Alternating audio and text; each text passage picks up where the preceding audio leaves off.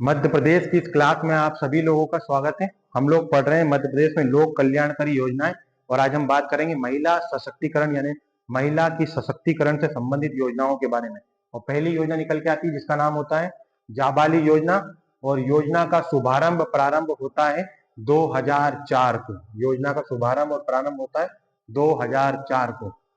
और योजना का उद्देश्य होता है मध्य प्रदेश में ऐसे जिले, मध्य प्रदेश के ऐसे डिस्ट्रिक्ट जहां जातिगत आधार पर महिलाओं को वेश्यावृत्ति अपनानी पड़ती है।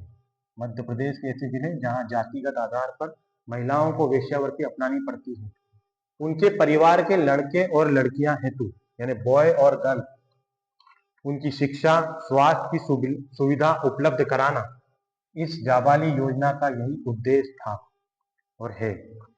अगली योजना निकल करके आती है और उसका नाम होता है उषा किरण योजना।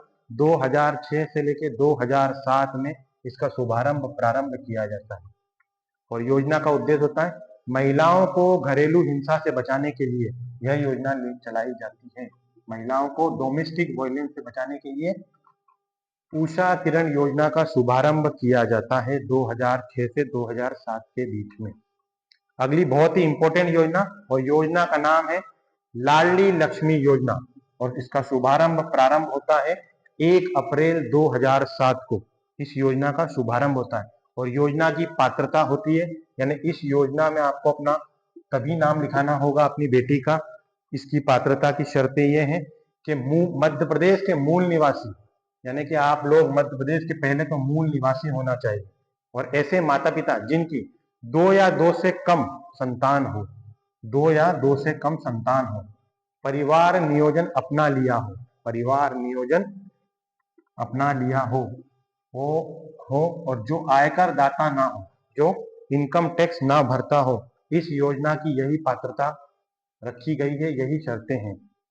और योजना की खास बात, बालिका का जन्म यानी आपकी बेटी का जन्म 1 जनवरी 2006 या उसके बाद हुआ हो, यानी कि इस योजना में आपकी बेटी का जो जन्म है वो 1 जनवरी 2006 या उसके बाद हुआ हो, तब आपका लाडली लक्ष्मी योजना में आपकी बेटी का नाम लिख लिया जाएगा। मध्य प्रदेश सरकार के द्वारा यह योजना चलाई जा रही है। अगली योजना है इसी से रिलेटेड है और इसका नाम है लाडली लक्ष्मी योजना 2.0।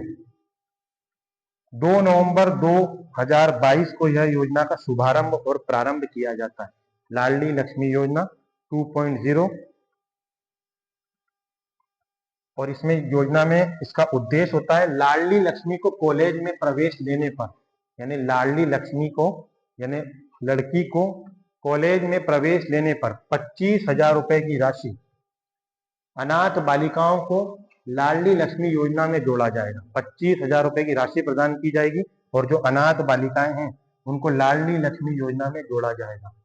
18 वर्ष से ऊपर की लाडली लक्ष्मी को ड्राइविंग लाइसेंस भी जारी किए जाएंगे। इस योजना का यही उद्देश्य है। लाडली लक्ष्मी योजना 2.0 का यही उद्देश्य है।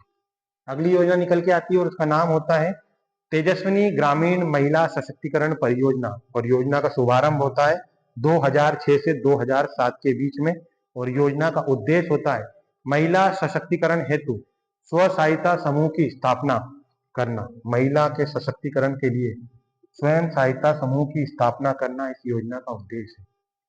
इस योजना को अंतरराष्ट्रीय कृषि विकास कोष की वित्तीय सहायता प्राप्त है। ये जो योजना है international fund for agricultural development की सहायता से यह योजना चल रही है। और अगली योजना है और योजना का नाम है सौर दल योजना और योजना का उद्देश्य है मध्य प्रदेश में महिलाएं और बालिकाओं के लिए, महिलाओं के लिए और बालिकाओं के लिए के विरुद्ध जो हिंसा, अपराध, उत्पीड़न, यौन शोषण की जो घटनाएं होती हैं उन पर अंकुश लगाना यह सौर दल या सौर योजना का ही प्रमुख उद्देश्य है। और सौर दल को मार्च 2015 में टाइम्स ऑफ इंडिया, मार्च 2015 में टाइम्स ऑफ इंडिया अवार्ड से सम्मानित किया गया है। और हमारे मध्य प्रदेश सरकार में यानी मध्य प्रदेश राज्य में कुल 20,204 सौर दलों का गठन किया गया है। 20,204 सौर दलों का गठन किया गया है। एमपी सब इंस्पेक्टर में यह योजनाएं पूछी जाएंगी मेंस से लेके इंटरव्यू तक। अगली योजना है उसका नाम है महिला समृद्धि योजना, और योजना का उद्देश्य होता है गरीबी रेखा के नीचे वाले परिवार में जन्मी प्रथम 2 बालिकाओं के जन्म के वक्त या जन्म के समय माता को प्रसव पश्चात 500 रुपए की सहायता राशि प्रदान की जाएगी। महिला समृद्धि योजना का यही उद्देश्य है। अंतिम योजना आती है और हमारा उसका नाम होता है बैंक सखी योजना। बैंक सखी स्कीम बोल लो या योजना बोल लो, आपकी मर्जी हो वो बोल लो। बैंक सखी स्कीम जिसमें ग्रामीण महिलाओं को आर्थिक रूप से, जो गांव की महिलाएं हैं उनको आर्थिक रूप से आत्मनिर्भर बनाने पर जोर दिया जाएगा। इस योजना का यही उद्देश्य है और बैंकिंग के प्रति उन्हें जागरूक किया जाएगा। बैंक सखी योजना का पूरी तरह यही उद्देश्य है। यानी महिलाओं से संबंधित जो हमने आज योजनाएं पढ़ी हैं वो यहाँ पर खत्म हो जाती हैं और आगे हम बात करेंगे कृषि से संबंधित योजनाओं के बारे में जो मध्य प्रदेश सरकार के द्वारा चलाई जा रही है। तब तक आप लोग क्या करेंगे? आप लोग यूं ही मुस्कुराते रहेंगे, रिपीट करेंगे और हाँ, जहाँ भी रहेंगे सुरक्षित रहेंगे। धन्यवाद।